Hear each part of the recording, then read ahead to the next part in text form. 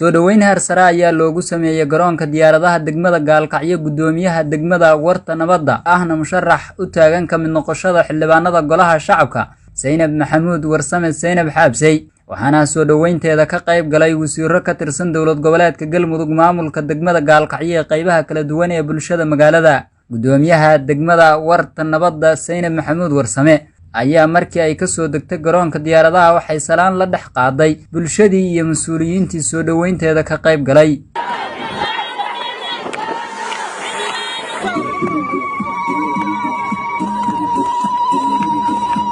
gudoomiye ku-xigeenka degmada Gaalkacyo injineer Maxamed Cabdi Cilmi iyo wasiirka wasaaradda warfaafinta dhaqanka iyo dalxiiska Galmudug Axmed Sharaf Falagle ayaa Gaalkacyo ku soo dhaweeyay aanu ku soo dhaweynayno musharaxad Zainab Xaabsay oo maanta soo gaartay magaalada Gaalkacyo ayadoo ay bulshadii reer Gaalkacyo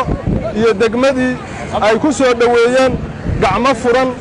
mudana gudoomiye xildhibaan maagana soo dhawow ku soo dhawow degmadaadii ku soo dhawow deegaankaagii ku soo dhawow bulshadaadii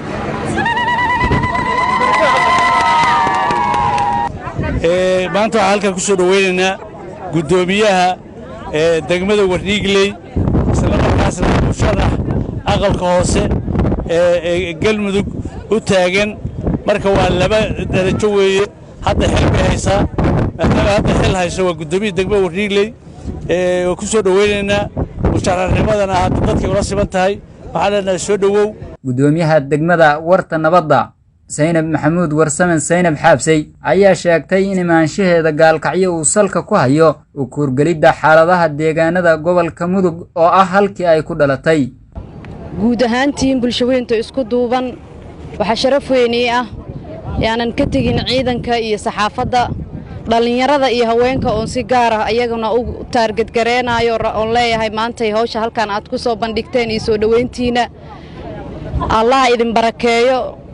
waxaan ku suganahay gurigii gobonimada waxaan ku suganahay gurigii xorriyadda iyo aasaaskii midnimada magaaladeedii anigu ku abtirsado sharaf bay ii tahay in maanta deegaankaygii dadkaygii iyo ciideedii gaarka ahayd aan cagaha keeno waxaan u mahad celinayaa Allah subhanahu wa ta'ala oo ii suurtageliyay inaan maanta halkan imaano si sharaf iyo mugle iyo miisaan weyn liigu soo dhaweeyo waxaa idin leeyahay qalbigan idinkaga mahad celinaya afka kaliya ma ahane reer Gaalkacyo waxaad i tusiseen wanaaga agtiina aan ku leeyahay reer Gaalkacyo waxaad i tusiseen qof idinka maqano in idin soo noqoto ina rabtiin waxaana idin leeyahay waa idin la joogaa eesheedii awowayaashii iyo aabahay dadkaygii ku dhashteenna hadda hal baa u tagi doona insha Allah waana idinku dhex jiraa ayaantan Zainab Maxamuud Warsame Xaabsay oo ah hadda gudoomiyaha degmada Warta Nabadda ee gobolka Banaadir ayaa la filayaa in maalmaha soo socda ay magaalada Gaalkacyo kaga dhawaaqdo inay tahay musharax u taagan ka mid noqoshada baarlamaanka 11aad ee Soomaaliya